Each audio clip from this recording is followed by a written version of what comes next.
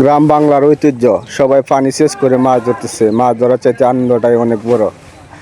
আপনারা দেখতেছেন আজ শুক্রবার, সবাই বাড়িতে আছে, ছোট্ট শিশু সহ সবাই মাছ ধরতেছে। অনেকই মানুষ আছে এখানে মাছ ধরা আনন্দ উপভোগ করতেছে। আসলে এই দিনগুলো যারা পার করে আসছেন তারা ভিডিওটা সবাই লাইক করবেন, শেয়ার করবেন, পেজটি ফলো দিয়ে পাশে থাকবেন। যারা মাছ ধরতে ভালোবাসেন তারা অবশ্যই লাইক করবেন, শেয়ার করবেন ভিডিওটি।